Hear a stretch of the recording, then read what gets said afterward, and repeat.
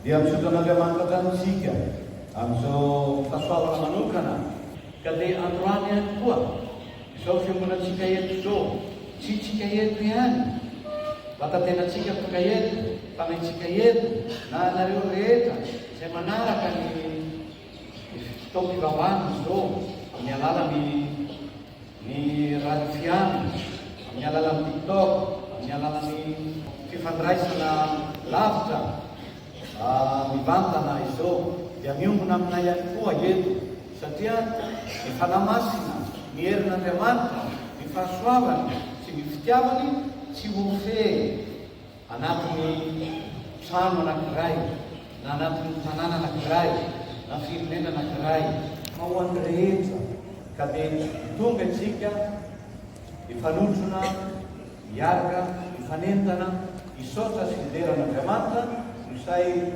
soa sy tsara izay fanarosany tamintsika ary mbola mitalao aminy ny famindram-pony mitalao aminy ny famelana satria mpanota itsika fa fantakatsika fa manatona an'Andriamanitra dia vomenan'Andriamanitra ny fahotatsika dia vomen'Andriamanitra ny hery sy mitanjaka ahafahantsika misy olo amin'ny mahasanak'Andriamanitra velona mifankatia mandray andraikitra atsika mianakary. Izay endrika izay dia amin'ny alalan'ny fanavaozana izay ataontsika rehefa avy eo voalohany moa rehefa avy eo dia ny vahoaka n'Andriamanitra mavahoaka atsika mamelona izay fankatoavana nataontsika tamin'ny bately satria ny bately hery sy lanosaninona amin'ny fiainantsika izay hery sy fanahy ary fanomesany resitsika tamin'izany andro manandrasantsika ibately izany. Avy eo koa itsika miavaka kely amin'ny andraikitra ananatsika, itsika komity, itsika feloa amin'ny fikambanana, amin'ny voniera, isatsokaziny izay miasa mijoro mandray andraikitra amin'ny fiangonantsika. Itsika manana andraikitra amin'ny seto amin'ny fiangonana fikaroazy ato ihany fa atrany amin'ny quartier, atrany fiarahamonina, atrany amin'ny caritas, atrany vomerany tsika rehetra mandeha amin'ny mikarakara amin'ny hopitaly, ny fonja, ny ankesy misahirana, ny fitsaboana, ny sekoly sy ny sisa dia manana andraikitra manokana hitory ny fanjakan'Andriamanitra amin'izay toerana sehatra misy atsika andavanandro ny fiainana andavanandro izay. Dia ao ihany koa ny amalanana rehefa avy eo izay fanomesa-toky ny fanavaozana ny tokom-panompona ho atsika pretra manokana, anamarana koa ny mahiray atsika amapretra atsika, ny fiombonatsika pretra. Indraindray mety misy ny eritreritra ny tsika kristianina hoe opera samy manana ny famanana ny lohany, samy manana ny toetrany, samy manana ny fomba. Marina nge zany tsisy mampifanao. Zahay samy manana ny lohanay, zahay samy manana ny toetranay, zahay fa tsy manana fa tsy fanahy ray, fa tsy manana fa tsy fitiavana ray, tsy manana fa tsy Andriamanitra ray, ary tsy manana fa tsy fanahy anankiray. Manaiky azy zahay amin'ny tena mitondra ny fiainanay dia raiky avao. Isy Andriamanitra nitsangana tamin'ny maty, Andriamanitra fitiavana sy befanampo ny mitondra ny fiainanay. Ireo fanomesany fanamasina maro amin'ny fanatokana dia voalohany koa ny endrika ny fiangonantsika izay. Dia izay fahasamafana izay no atambatra Andriamanitra. Andriamanitra ihany no mahay manambatra ny tsy mitovy fa ny tsy vitantsika vitan'Andriamanitra. Ny tsy eritreretantsika dia eritreretin'Andriamanitra koa. Ary izay toetra nananan'Andriamanitra izay mamporisika atsika mivavaka, misaotra, mitalao ary mangataka. Fa indrindra rehefa mangataka amin'Andriamanitra, tsy mangataka mba ho mora ny fiainana. Tsy misy fiainana mora zany.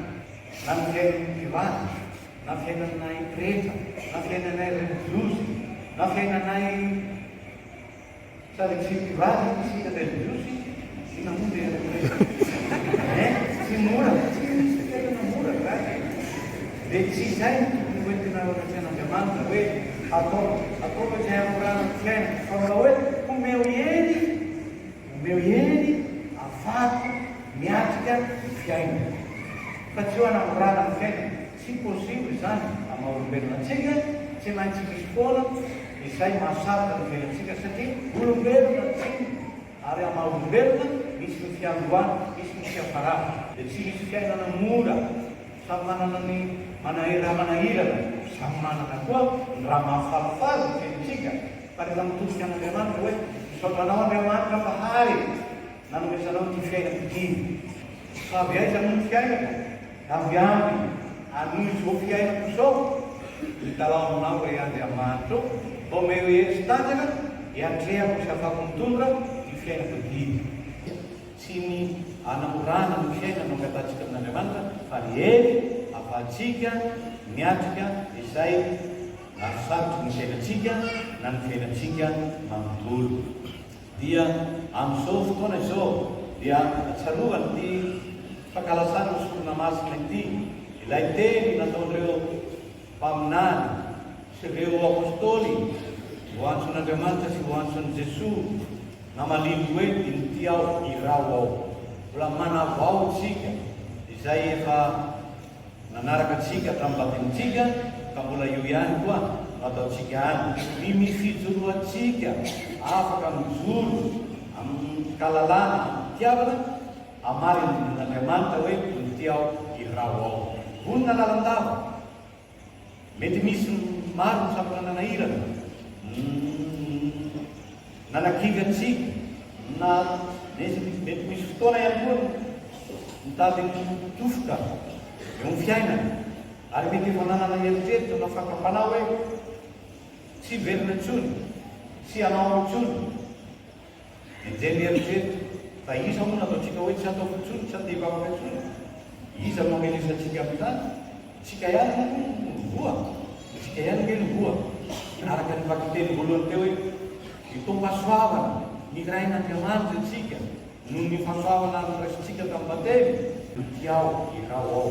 Da enganevo aho ity taona ity, so misy krismala ty taona 2026 ity, vao mainka hanamafy ny firaketantsika amin'Andriamanitra, misy fivaliantsika amin'Andriamanitra, la fidélité jusqu'à la fin, debout jusqu'au bout. Matokisa, manana fatokisana sy fitiavana fanantenana n'Andriamanitra.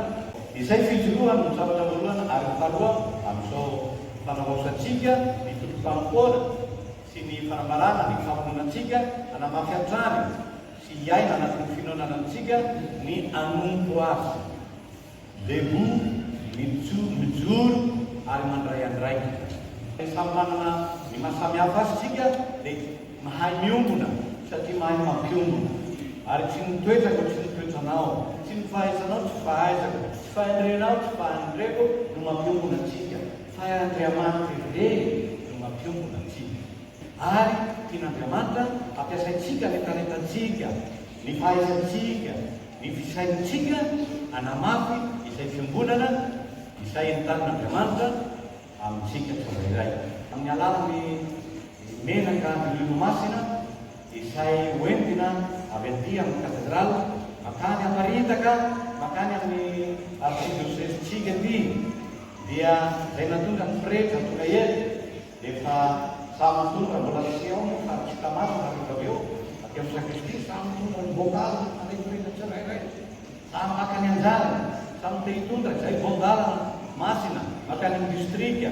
Rehefa tonga ny fotoana anao malavateny izay angamany voalohany indrindra na fanosorana marary sy miasina amintsika, efa irilo masina vaovao araka ny hoe navaosina ny finoana, ary io dirilo masina koa manambara ny fanavaosana voa nataontsika tamin'ity trano fony diosesy ity.